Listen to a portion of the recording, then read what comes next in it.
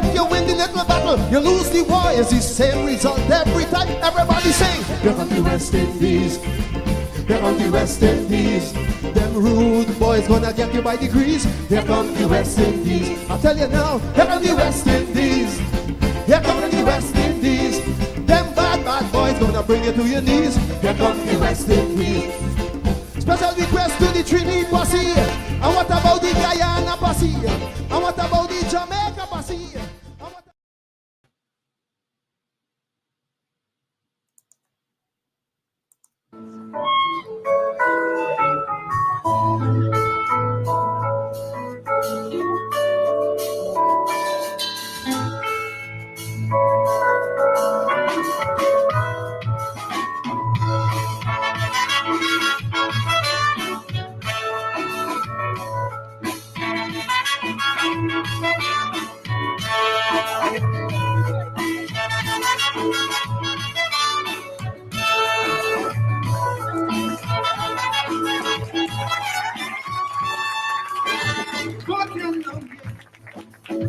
We rule the cricket world.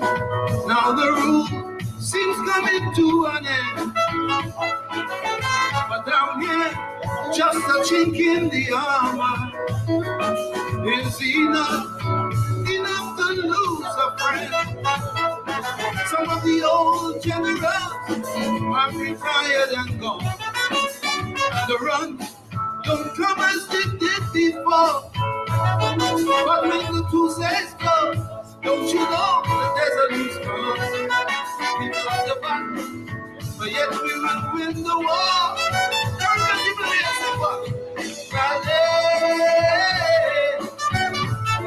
Rally from the West Indies, forever.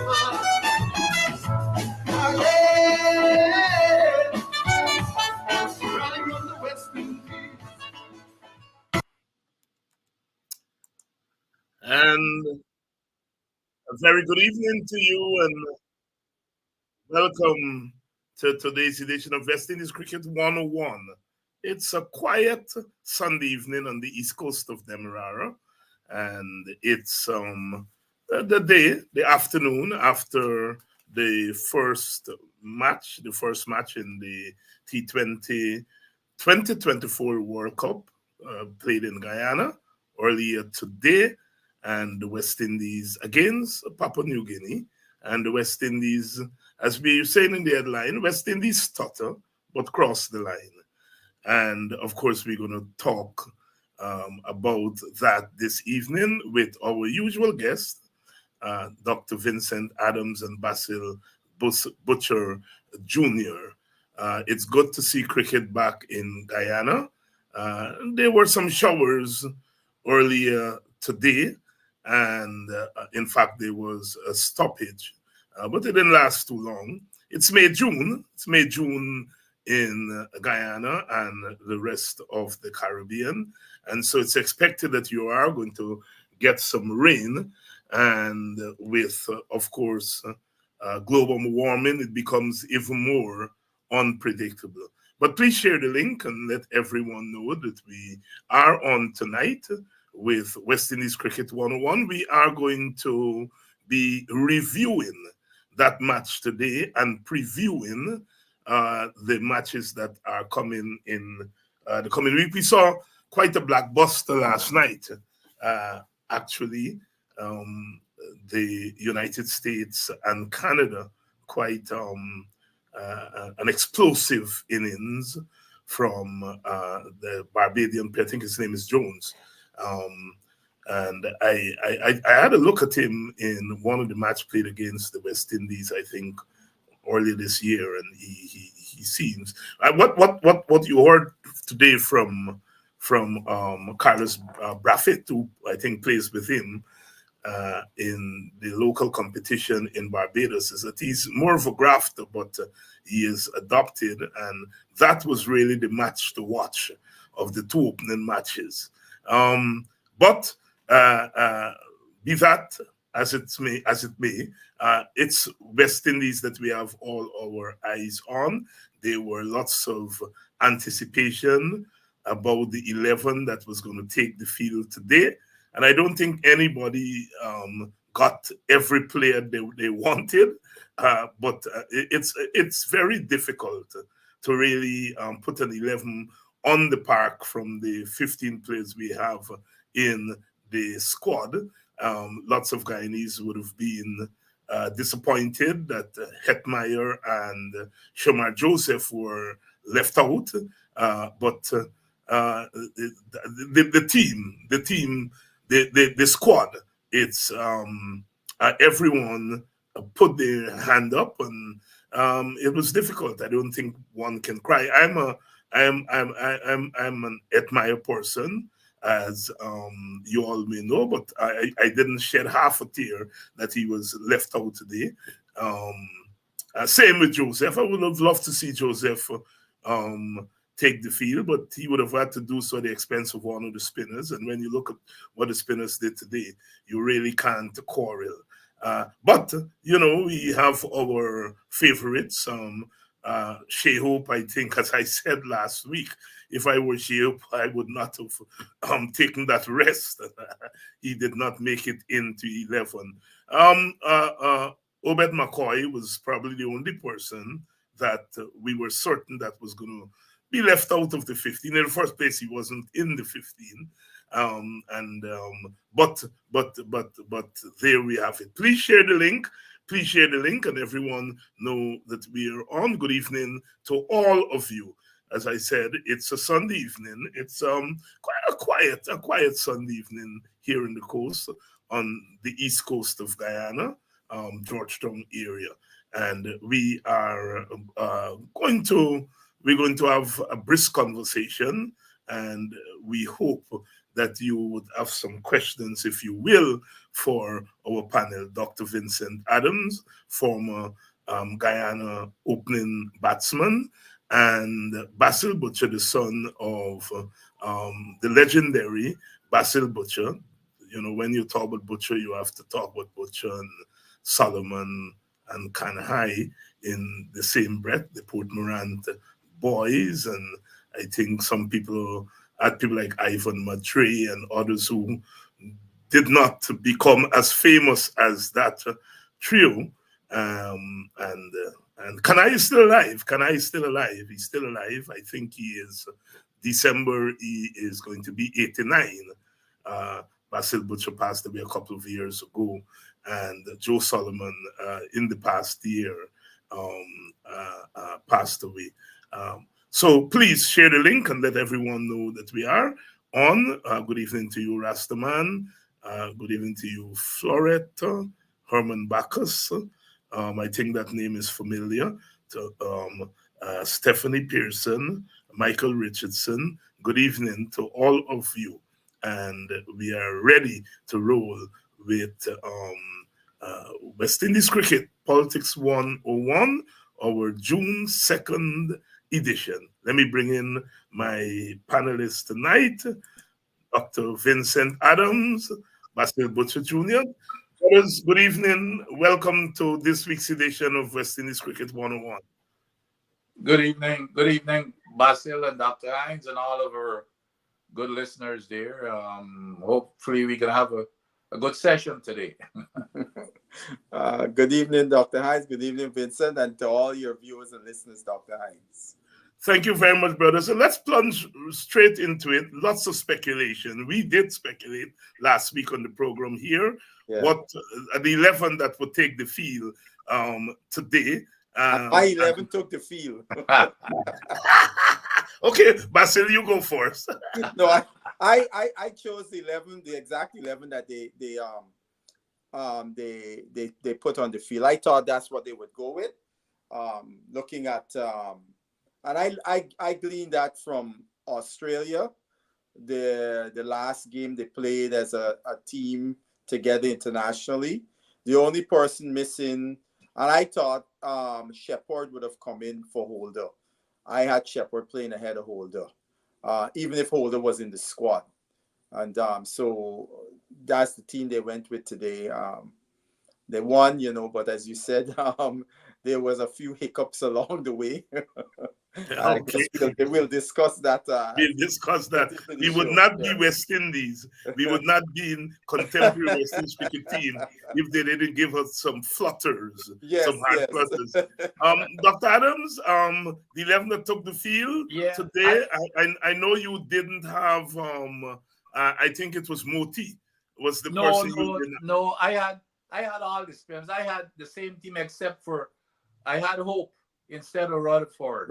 Rutherford, yeah, he had, Oh, Yeah, yes, yes, I had yes. Hope, and the reason why I had Hope, of course, we get an inkling of why I had Hope, because a lot of times, that up front batting there would normally get into panic, that as like we saw today, and that's why I had Hope there at number 3, and I had Chase at number 5, but I think that this year is the best team that they picked. I had no issue with this team whatsoever with Rutherford, and I hope that they're not tempted to drop him for the next game, because I think he deserves at least another shot.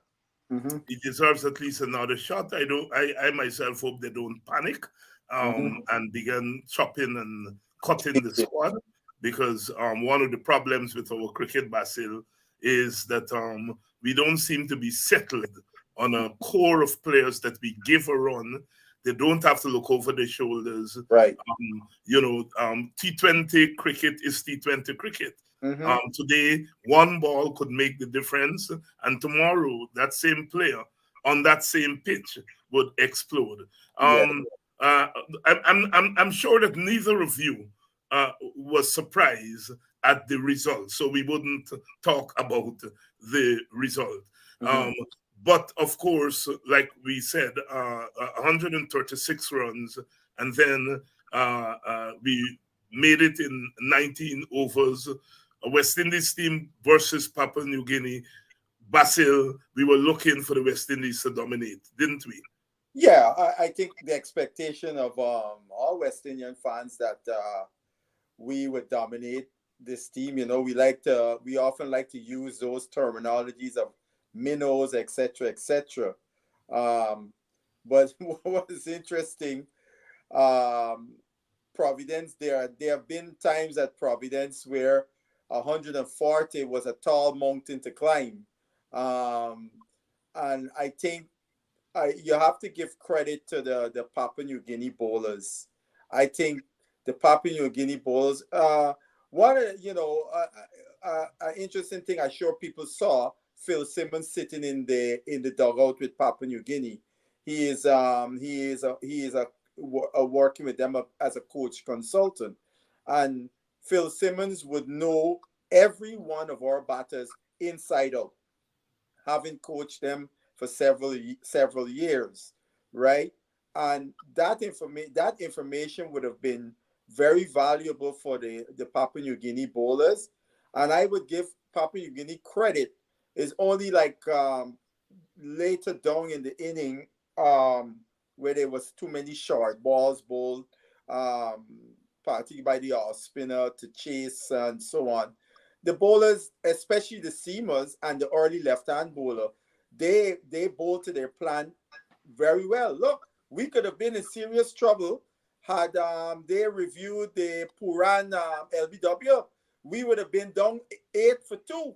Now that Puran went on to make 30-something runs, and in a low-scoring match, those 30-something runs turned out to be valuable, because here we would have been down 8 runs, 2 wickets. Who knows what could have happened? Dr. Adams, your overall assessment of the game? Well, I think, and by the way, I think we had a different type of a Guyana wicket today. It had some, I think it had a little bit of life in it, Mm-hmm. and so I think it was fair to not only the spinners but to the quick, the guy who picked up the first wicket, and he was doing a pretty good job, and of course he, like Basil said, he had Puran, and the thing is, it was very impressive how he set him up. Mm-hmm. You give him a couple of, away swingers, which would be the in swinger to right hand, out swinger to Mm-hmm. the, and then he just nipped one back in to Puran, and I couldn't understand they didn't review it, but that was in our favor. But the one thing that I felt a little bit, I don't the approach. I did not agree with the approach. 133 runs with that batting lineup, and especially when you lose a wicket, the guy who was supposed to be your Charles, I think that King is in good touch, by the way. He started off very well, but he should have stayed around some more. And it just if he was just decided that he was going to slug at every single delivery he had, and he should have never done that, especially after losing that first wicket. He should have stayed there. 133 runs. It's normal T20 batting, right? As long the rule is in any cricket, especially the limited overs game, keep wickets in hand. Keep wickets in hand. And as long as you keep wickets in hand, especially with that batting lineup, the runs are going to come at the end. I mean, you see it all the time that in the IPL and other places. But you have to keep wickets in hand. That's why we are panicking. After we lost 5 wickets, or even before the 5 wickets, we were panicking because we were afraid of losing more wickets. So our upfront batters, if we didn't have Chase, and that's why I like Chase always in this team, because he's performing his role perfectly in terms of steadying and stabilizing that inning when we lose those early wickets. So I think the approach, especially with King, he played a good innings, but I think he was just as if he was trying to give it away. So we got to be careful when we play better team, that he doesn't bat that way, because he's definitely a talented batsman. He can play shots and he can pick up the singles and doubles, etc. And while you have folks like Charles in the audience, so we had a good win, but I think we got to be careful when we play the better teams in terms of how we approach these run chases. In terms of how we approach these run chases. Welcome to West Indies Cricket 101. In case you all have just joined us, we just get going and we're doing an overall assessment of the game today. King, of course, and I do agree with you, Dr. Adams. I think King doesn't need to play the ball in the air. He's such an elegant player. And he can, in T20, he can just hit fours. I don't think he needs to hit the ball in the air. I looked at him today, and he was putting that ball 5 yards to the right, 5 yards to the left of the field. Sheer timing and placement, and then he has some power behind it, especially through the offside. So I think he didn't have to go aerial today. And so on. But I want to ask you all this question because I have a sneaking suspicion that the Papua New Guinea team read the conditions well.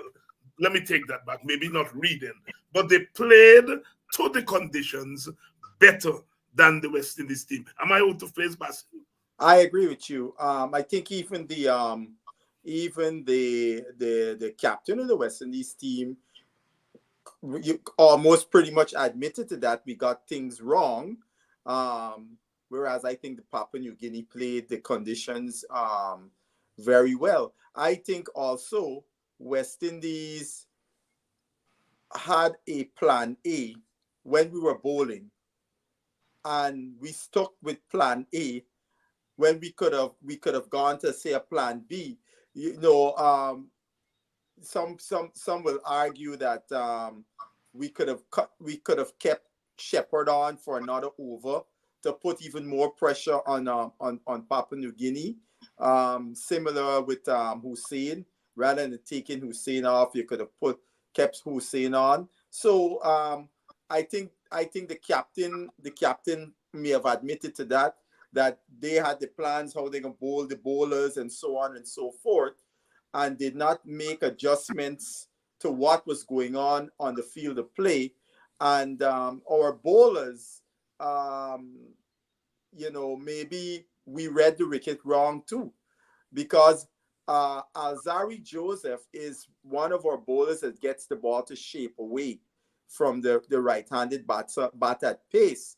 And we saw with the new ball, the ball was doing a little something that maybe we should have had Alzari bowl up front with the new ball from the first over.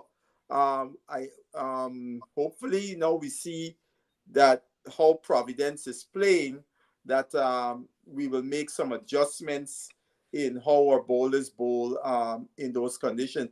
But Papua New Guinea bowlers, particularly the seamers, I gotta give them credit, because those guys were bothering us. Puran came in there, and Puran was he was very uncomfortable.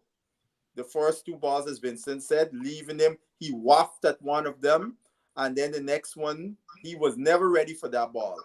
You know, hit him plumb. I thought it was plumb, and the review showed it was plumb. You know, the one the one that got Johnson Charles out too, he wasn't ready for that ball neither, because the bat was nowhere near the ball. That's how you know when a guy get, Vincent will tell you, that's how you know when a guy get LBW, and you just look at where the bat is in relation to where the ball is. You know the batter was not ready for that ball, and both of them were not ready. So it tells me that I feel like Simmons would have translated some information early on in these guys' innings. You bowl these kind of balls at them, you're gonna catch them off guard. And I think the Papua New Guinea guys executed really well and had us on the back foot for a little bit there. And Chase, I'll stop there. Vincent, reading of the conditions, the Papua New Guinea, reading the conditions better. When you take into consideration, we had them 50 out for 4 after 10 overs. They went on to make 120, which means that they went at 8 over in the last 10. The last 5, an area of the game that we didn't do ourselves justice again today.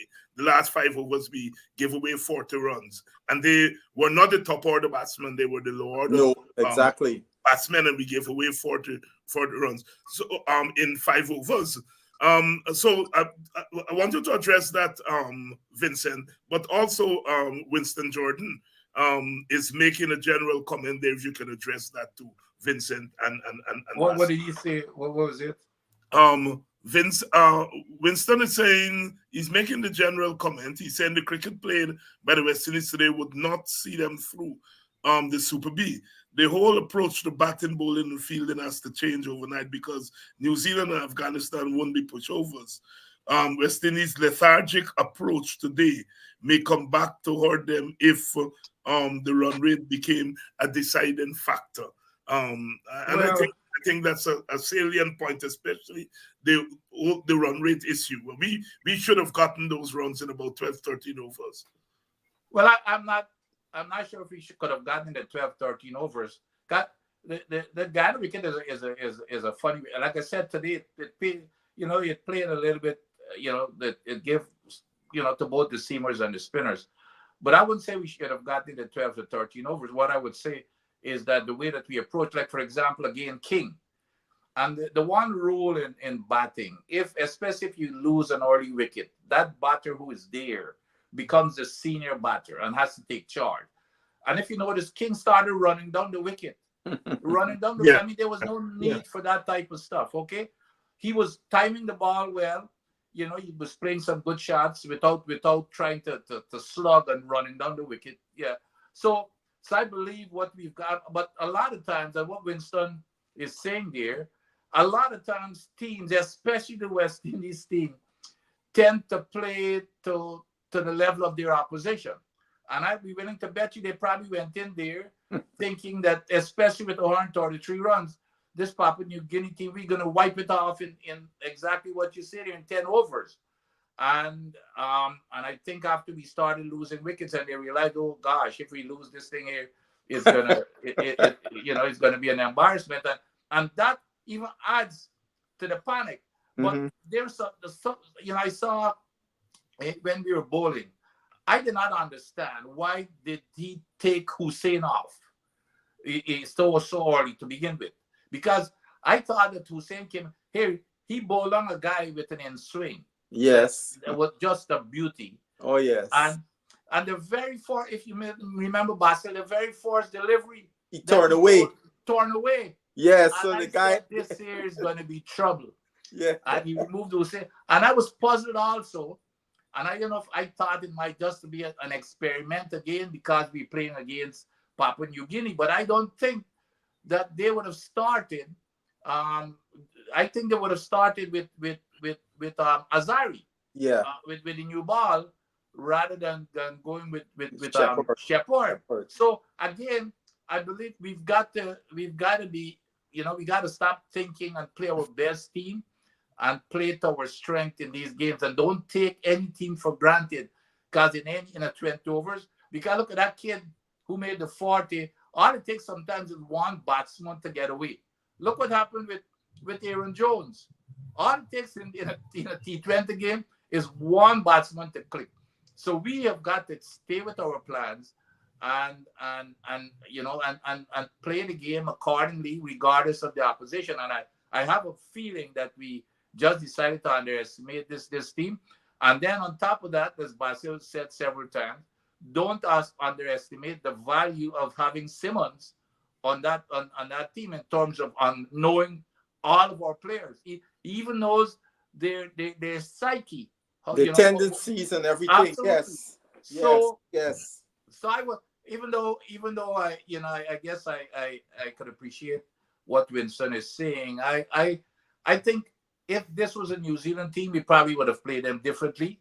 But we got to be careful and not to underestimate any of these teams. But Basil, I want to pursue Winston's thing about the run rate, because my theory on these things is that when you come up against teams like Papua New Guinea and Uganda and so on, you take that opportunity to up your run rate, put it in the bank, because you're going to come up against the Afghanistans and New Zealands and so on, and you don't expect your run rate to be as great if things go bad on a given day. But you'd seize the opportunity against these lesser known teams to put some high run rate in the bank. Your comments? Yeah, I agree that, because I mean, in today's T20 cricket, 137 runs by 15 overs, that generally would be a score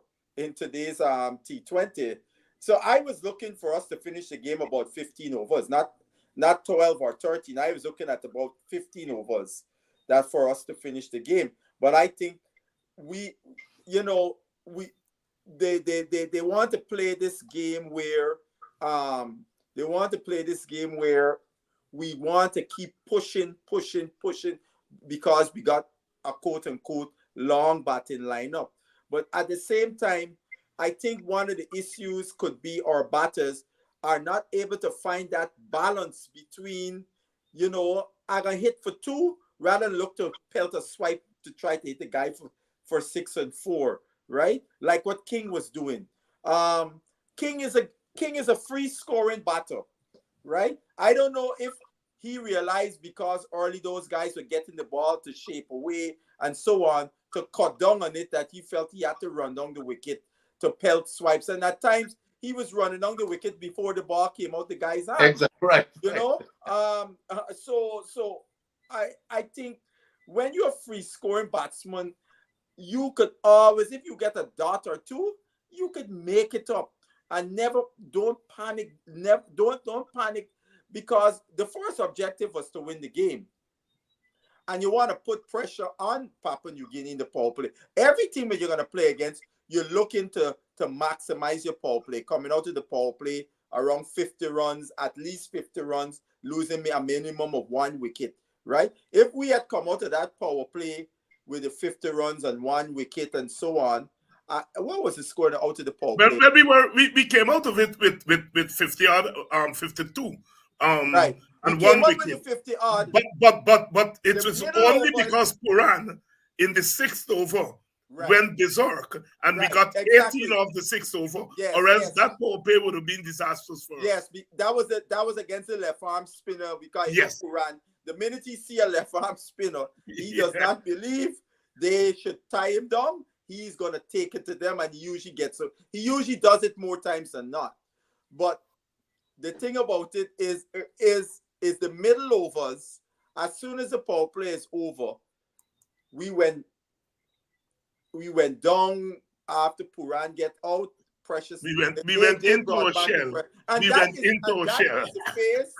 That is the phase of the game where our batting is the weakest, over 7 to 15. And that was the time, in my view, is when we should have won the game with a power play of 50 runs to win the game by 15 overs. But we couldn't do it against Papua New Guinea. But yeah, we Basil and Vincent, I have something to say about those middle overs and the batting lineup that we have. But I'm going to come back to that.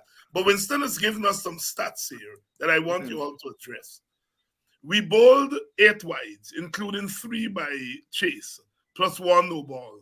In our innings, out of 114 balls, we failed to score from 50. What's, as we would say in the Caribbean, what's new? That's been a problem. Dot balls always.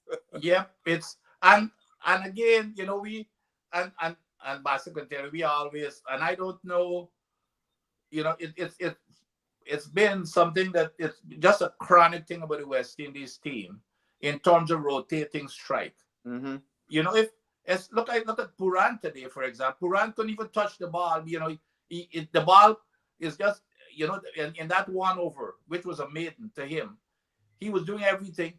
Instead of, well, okay, you're having difficulty.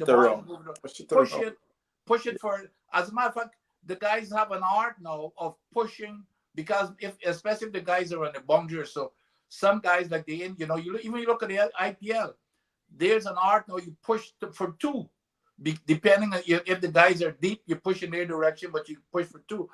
We have got to develop that skill more, and I'm not sure if they're not being coached that way. But when these guys get out there, it's a totally different. We've got to avoid all of those dot balls. Look at the number of 2s that Papua New Guinea did run. I was so impressed with that. You saw how many, and because Papua New Guinea, they're not a power hitting team, so they know they have to. There's an urgency of rotating the strike, keeping to keep the scoreboard ticking. I don't know. I've always found it strange. Yes, you're a power hitting team, but how can you make your team more bulletproof? Improve your rotation of strike. Because now your team, you could play regardless of the situation. If you need to clear the flops, you got that ability. If you reach in a situation where the bowling is bowling really well, and one of the things Vincent will tell you this: the worst thing a bowler hates the most is when they feel they have bowled a good ball and you score off of that good ball. Yeah. A bowler hates that. And if you can be scoring a single, sometimes getting 2s off of those good balls, you forcing that bowler now to try to do something, because like, Dad, I bowled a good ball and the man still scored a single or 2. Let me try something different, you know. And the bowler now plays into your hand, because they may try something different that comes right where you want them, and the boundary comes right. You know, the team that does that, and we're probably gonna see them, India. You look at when Kohli is batting. You know, Kohli is not a power hitter. No. But and he runs well between the wicket. He and the rest of and those guys would push here and they're pushing for 2. And that's the kind of thing that we've got to have that discipline to do. And you know, if you get 2 2s and a 4 and a couple of singles in over, you're looking at 10 runs. You know, without a 6 for that matter. Without risk. Without any kind of risk. And Basil, let me put this there. I'm glad Vincent went to Kohli, because I have a theory. I think it's not so much that we can't score off these balls. I think, let us face it, our captain is not the best batsman against quality less spin bowling to begin with. But I agree. Totally. I think spin bowling. I looked at him today, and I looked at Rutherford, who I think is a very good batsman, but I think he also is susceptible to quality spin bowling. And I think part of what happens to us in the middle is that we can't play quality spin bowling.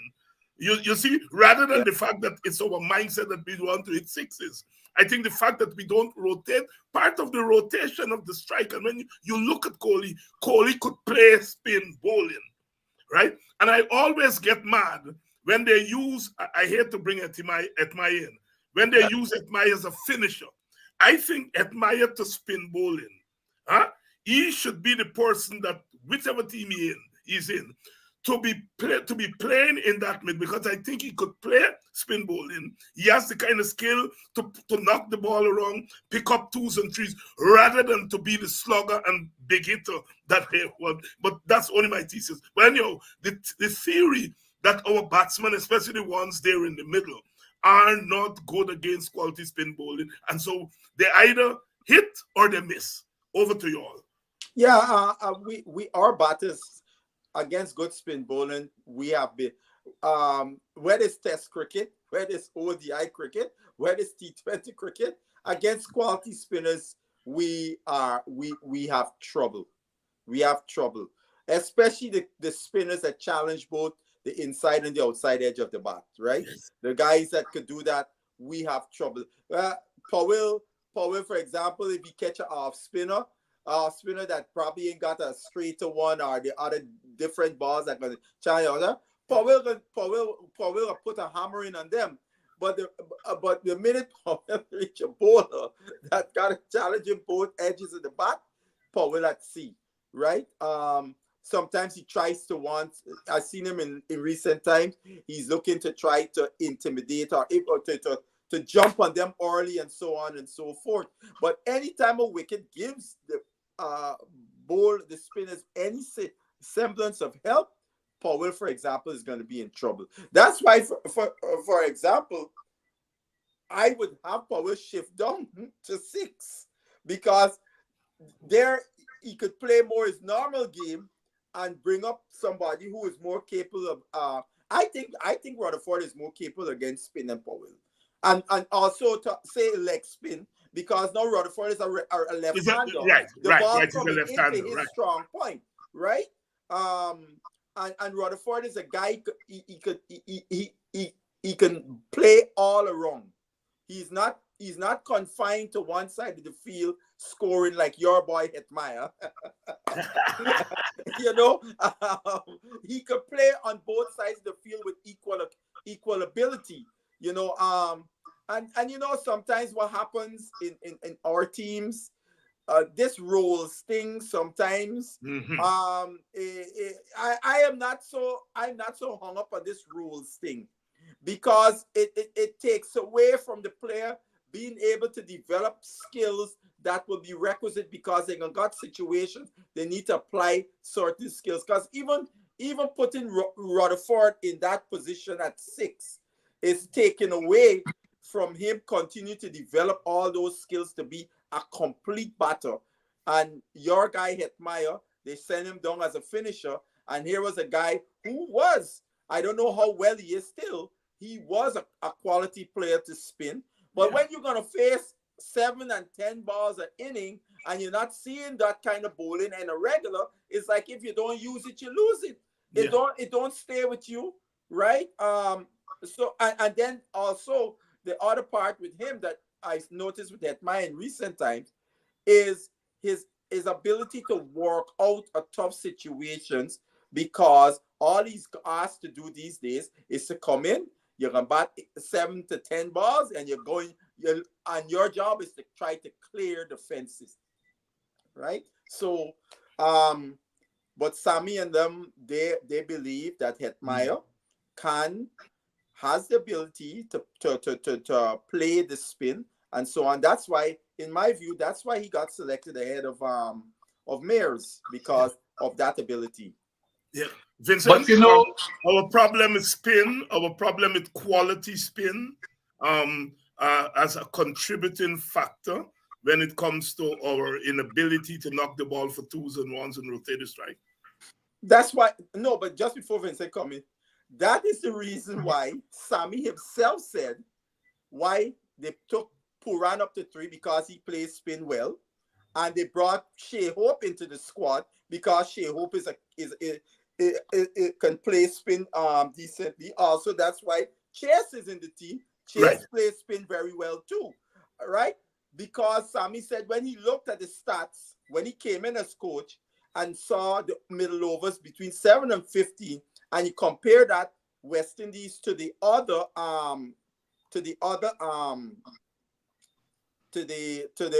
top teams in the world, we were far lagging behind.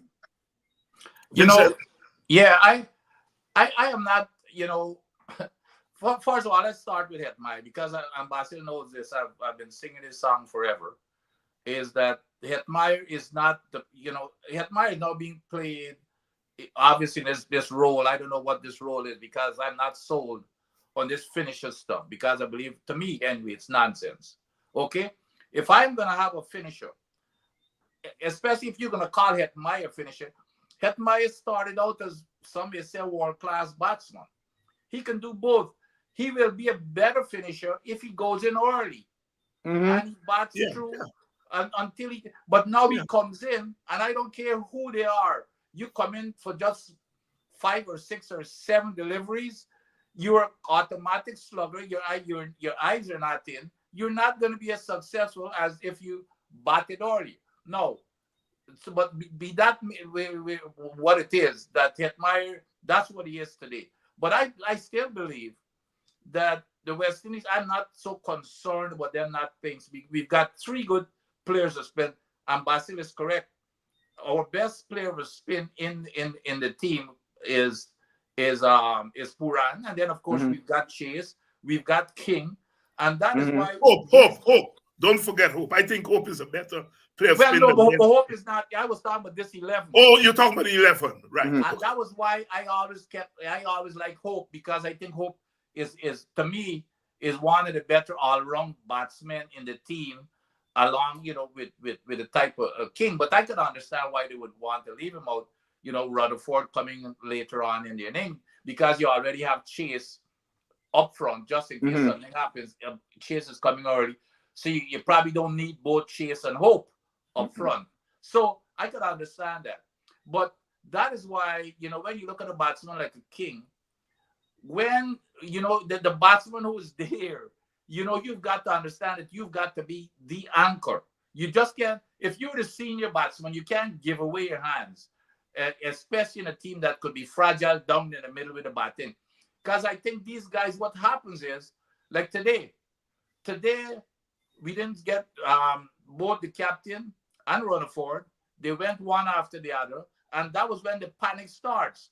So it's a luck that we have Chase, and that was our only hope, because he was able to stay there with us. But here it is that, you know, I would start with King. King should not have gotten out when he got out, because he got away. He needs to continue batting. So I think is more mental more than anything else, that that when the batsman who is there, you know, if you are the batsman there, you've got to be the one to say, well, okay, you know what? Especially you King plays his shots, and he plays. He ain't got to give away his hand. King can play shots. A new batsman comes in. You don't want to give away your hand, and then 2 batsmen are gone quickly, one after the other. And I think it's more mental more than anything else. We've got to understand that part of the game to know, you know, and I learned this from Basil's father, as a matter of fact. If you're batting, when I used to play with his father, and you're the one who got away and you give away your hand, it's the worst thing that you can do. But if you go and you get a forced ball, he could understand that. But when you get away and you are not continuing, because you're the batsman, you know, you're there, you're seeing the ball, don't give it away. And I think that's where we've got to be more mental about our batting. So I think we've got enough players. It's only 20 overs. So I think we can survive the spin, because we've got Puran, like I said, we've got Chase, we've got King, and who knows with this other guy with Charles. If Charles gets away, Charles can play anything. So I'm not so worried about him. So I think it's just what happens is when we lose those early wickets, then the guys who coming on later to do the so-called finish, and they're faced with this spin, and the ball is yes. That's the problem. That's the problem. But if they come in and they're free. Let's say 170 for 4 or something in the start, and you still got about 5 more overs or so, and they're free to go after it. It wouldn't be a problem. But it's when they've got to come and say, "Oh shucks, I've got to consolidate now because they're in trouble." That is not their style or their role. No. And that's where the panic comes in. Let me get you all to come in on an area that I think we were quite sloppy with today, and that is our fielding. There were a couple of overthrows, and I always think that's a sin in contemporary cricket, overthrows. Oh yeah, especially when we were playing schoolboy cricket, overthrows was a thing. But I think once you not at the elite level, yeah, and we got overthrows, but more than that, I was I mean the Papua New Guinea batsmen ran so many twos.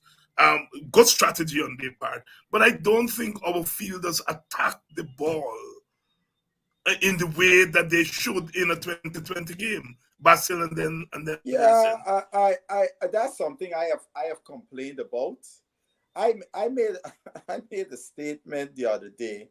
I mean, I was watching a West Indies, a clip of video of their fielding practice, and I just made the comment: the intensity of the fielding practice to me. And once somebody said, "Well, how come you ain't see the rest of the fielding practice?" I said, "Well, even that drill for an elite team, that is not the intensity I want to see in a fielding practice, right?" When you see fielding practice of some of the elite teams, and then you look at West Indies fielding practice, it's cheese to chalk, right? So I mean, for example, they got guys. The guy hitting the ball at them, like from a batting position. So if you're feeling in the covers, instead of being 15 yards away, you're 10 yards away, and hitting the ball as hard as so. If you're now able to negotiate that intensity, when you go into the game is actually less challenging because of how intense the practice sessions, the positions, the pressure you being put under in your fielding drills. We can't continue doing hitting the ball up in the air and catching the guy run around and throw in. No, we gotta be always very intense with the fielding, especially in the T20 game. And I mean, today, for example, Papua New Guinea, they had 2 fielders that could have stopped 2 boundaries and they let them go in. Now, if they were able to save those instead of it being 8 runs and it was 4 runs, now West Indies still got 4 more runs to make, right? All those times you save runs, those things accumulate. So it's very important our fielding really get up. I mean, that overthrow with and he's the one was in the video I was watching, Johnson Charles with the backing up. You can't come so close to the ball if you're gonna be backing up. You gotta hang back a little bit, because if the ball bounces anyway, you have no chance. And that's exactly what happened. And the people, and you saw Alzari Joseph. Alzari Joseph telling Alzari telling you should have been hang back a little bit. Why you running all the way towards the pitch? You know? Yeah.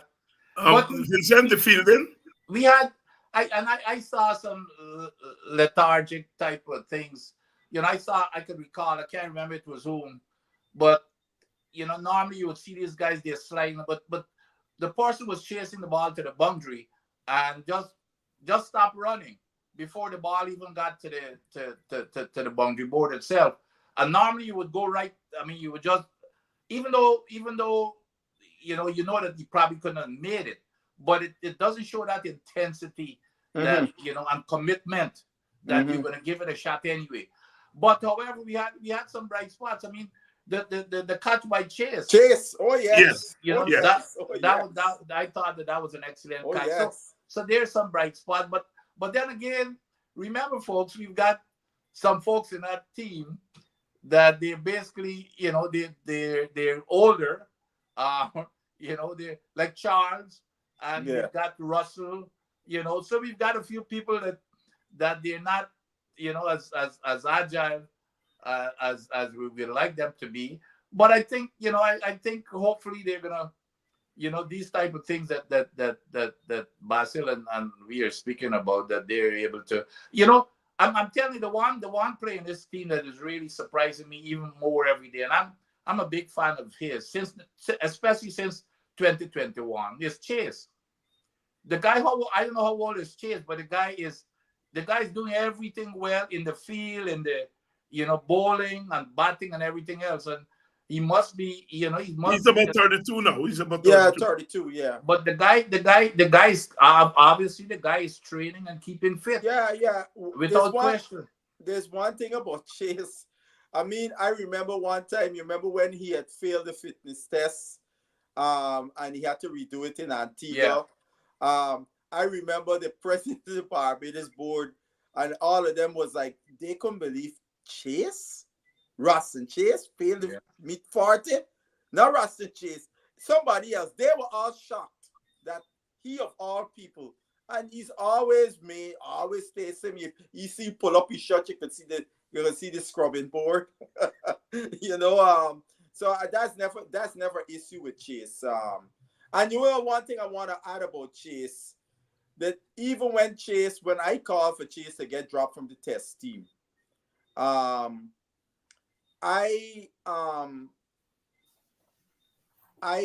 one thing I appreciated about Chase is that he makes tough runs.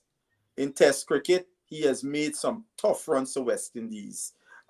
In situations, I remember that 50 he made against England all the way back in 2019 when Mark Wood, if you remember, is 100. Yeah. I think he made 100. I think it's 100 he made when Mark Wood was running at the West Indies, and Chase battled. He hit, he lash, and he battled through and make 100. That was those kind of innings that, you know, this guy is a guy, and that experience is so good for the role that he's playing. So when he is those situations like today, he never panicked because he's been there, done that. Yeah. Basil, there's a question for you there. You know, quick. This guy asked a question. Go ahead, Vincent and Basil. You'll take the question. Yeah, but Vincent. Basil, the other thing, and you are absolutely correct, he never panicked. But the other amazing thing about Chase doesn't look as if he's a power hitter. But you look at his strike rate, 155, and that is why you've got to be upset with people like King and stuff, because King could play. King is a more talented batsman than Chase. King doesn't have to go and slug. Chase doesn't slug, but then when you come into the right spot, I see he hit a man over extra cover today for 6. Oh yes, that was a beautiful. That was an amazing shot. So he waited, and then you remember he hit another guy, was mid-wicket, between mid-wicket and long on, which was a key 6. That 6 was a key 6 in the game.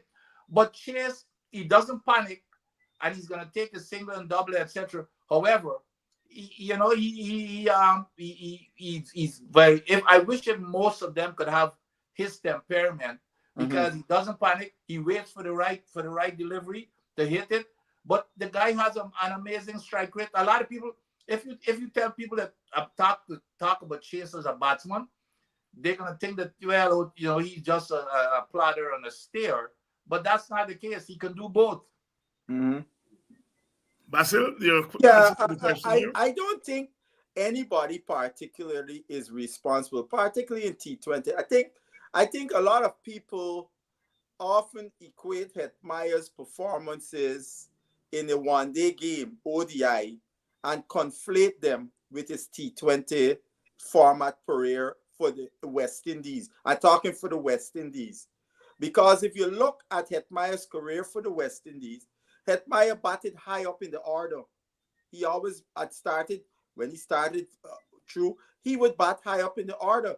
The problem has been Hetmeyer has not produced consistently at any time in the T20 game for West Indies, right? And what happened now, he goes to the IPL, and Mr. Ricky Ponting makes him this finisher, which he embraces with both arms. Even on the TV said, Ricky Ponting is going to make me the best finisher in the world. And he does a good job. He leaves there and he goes to Rajasthan doing the same thing. So when he comes back to the West Indies team, he was assigned, all right, you're doing a superb job as a finisher because you're not, we're going to put you in that role. But I think Sammy has a different role for him. Sammy wants him to bat in the middle, right? And that was because if you remember when he came back, he was batting 6 or 5 in the team, 5 or 6 in the team, because again the spin and then to accelerate at the back end. That's the role where Sammy them had him in there to do. And in the couple of games that he played, he failed. But I think Sammy still has that confidence that he can do it. Hence, that's why he was recalled to the team at the expense of Mears. And Basil, the other thing is, if you notice, when he went to the IPL and he was labeled as finisher. As a matter of fact, you remember on that chat we ran, I paid close attention to it, and it was a very significant statement when he signed, when the Ricky Ponting team, when they resigned him. Mm-hmm. The owner of that team said, call him an entertainer. They refer to him not as a cricketer or a batsman, as an entertainer. So it was planted in there. And guess what? Because that was the mindset that Hetty had now, Hetty, it was no question to anybody. He's basically, his fitness came into question. He puts on weight because, of course, he's only going out there for 5 to 10 deliveries.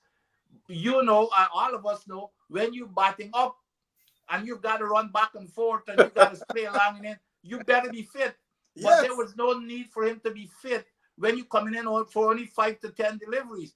And I think that's all of that, when you put all that together, I think that's why he is where he is today. Dr. Hines, I will not make this point before I leave. Yeah. Hetmeyer, I think even though if Hetmeyer played that role of the finisher in the IPL, but when he came home, he would play a lot more cricket. He come and play for Guyana in the first class, any kind of cricket that is available to play. That he would have to bat long because he's gonna bat high in the Guyana team. If he's playing for Barbies, he's gonna be batting high, right? And playing that cricket, he would still be working on those skills to bat long. So even though when he gets back in the West Indies team, he's still playing cricket where he's batting long. So if they bring him up the order, it's not gonna be an issue. And I think one of the things that has been detrimental to Hetmeyer in the last few years is his lack of playing cricket. He hasn't played a lot of cricket. And then on top of that, it's not like he has this large background of first-class test cricket behind his name. That foundation with a whole lot of games, like let's say if he had played like about 50, 60, 70 first-class games in his career. Because if you look at in the IPL, you see some of these guys who are excelling in the IPL. You look at their first-class records. They've played a lot of first-class cricket. That's why you could see them bat in the IPL and then come into a test team and you see them excel. And you say, then you go and click on the man name and say, wait, boy, this man averaging 60 first-class cricket, right? Now we understand why the guy is able to come into test cricket after we see them like Jaiswal. Jaiswal is the example, because he came in and he had this great year. So when this guy come in to make it debut at West Indies, I click on the guy's name. I say, oh, this guy not just no IPL guy. This guy averaging 18 first-class cricket, And Shuman Gill is another similar. Shuman Gill, I think that even 100, and these guys. Oh yeah. That's the big advantage about the India. I mean, them cricketers, them guys is bat long. They just bat long and big scores. A ton is not enough for them. Them guys want a double and a triple. First class. Dr. Hines, if I was Hetmeyer after the World Cup, I would try to get a contract to go and play the England. rest of the summer in England. In England, I always Yes. think so. Because I think it don't think will do him a ton of good. the West Indies are going to pick him to go to England and test team. So therefore, he'll be available. Go and play first class or First class, play some 4-day cricket. Yeah.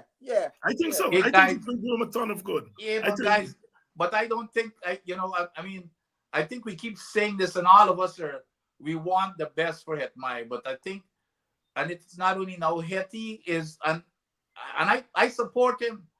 He's got to make his decision. Oh yes. At what he wants financially. Hetty, to me, has not his.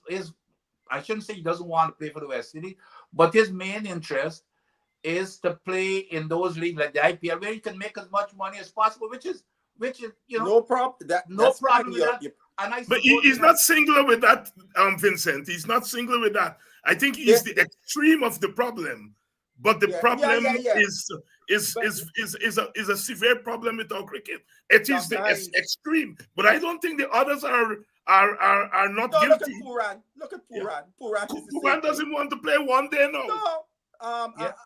Dr. Hines, did you see the video that Hetmyer, the West Indies team, they were in a gathering talking?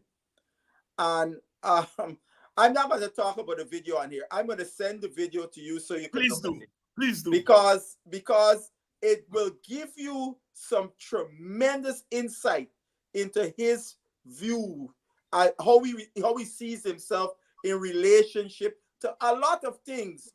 You know, when I said the thing of Vincent,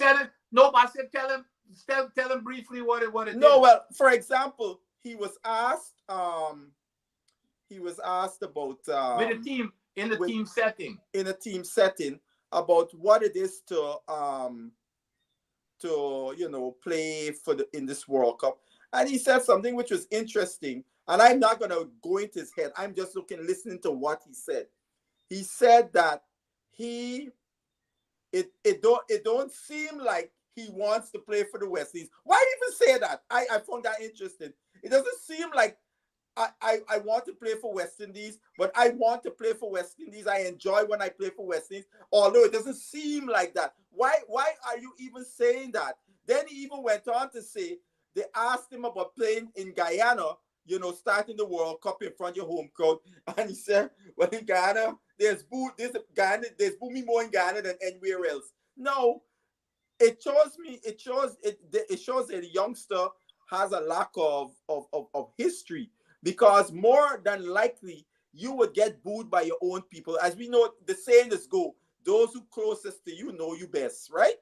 And many of the top players in Guyana have been booed at border. They have been booed. I remember a story. The late Ivan Mendonça, wicketkeeper, telling me a story. He batted in the trial match in 1960. The next story is Australia. And they had this famous guy, Vincent Noe, a guy used to call it Jack Waterloo. They had these guys that used to critics, right? And as he batted, Jack Waterloo screamed, Mendonça, you will see Australia. And he said he batted. Then Jack Waterloo screamed again, Mendonça, the only place you will see Australia is on a map. Right? Right? Now, Vincent talked the story about when Clive get picked. And Clive was not to get picked. And they're waiting for Clive outside main gate for airy skin. Clive hide, wait till the place get dark and they go away, and then Clive go home. So I don't know what Hetmyer talking about, right? Yeah. And the funny thing is, the booing that he has received, it was after he did not go to the World Cup, because many of these people are actually his staunch supporters that were totally disgusted and disappointed that their boy did not go. And so when they see, they give you the works. So I found that interesting, but I'm going to send it to you so you could actually Please do. On that note, brothers, we'll have to call it a night. And right. we'll come back next week. We're playing Uganda during the week, right? Yes, we played them Yeah. on Saturday, so we'll review that. Hopefully, review it's that a swash next week. victory. Winston is reminding us as Hetty's playing the 100 in England this Yes, summer. he will. Oh, yeah, that's right. Sorry, my bad. He is playing the 100. Right. That's right. Right. That's right. Right. He'll be at the 100. Yes. All right. Thank you all, All very right. much. All and, right. and I'll see you all next week. Yes, sir. Have a good one. Right. And to you, the audience, as usual, thank you all for staying with us and making this possible. We continue to serve ourselves and to serve our society and to enrich the discussion and the discourse in our society, and not to confine ourselves to one dimension of our society. Tonight, we've been talking about cricket, a very important foundational dimension of our society. As CLR James says, our cricket goes beyond the boundary. See you all next week. And for you, Politics 101 people, I'll see you all tomorrow night. Rude boys gonna get you by degrees. Here comes the West Indies. And when you're facing the generals, nearly every ball is a funeral. And when we batting, brother, go and put your men on the boundary line. And if you give we a liquor, that is merely a hiccup. Look, you win the little battle, you lose the war. It's the same result every time. Everybody sing. Here comes the West Indies. Here come the West Indies. Them rude boys gonna get you by degrees. Here come the West Indies. I tell you now, here come the West Indies. Here come the West Indies. Them bad boys gonna bring you to your knees. Here come the West Indies. Special request to the Trinity posse. And what about the Guyana posse? And what about the Jamaica?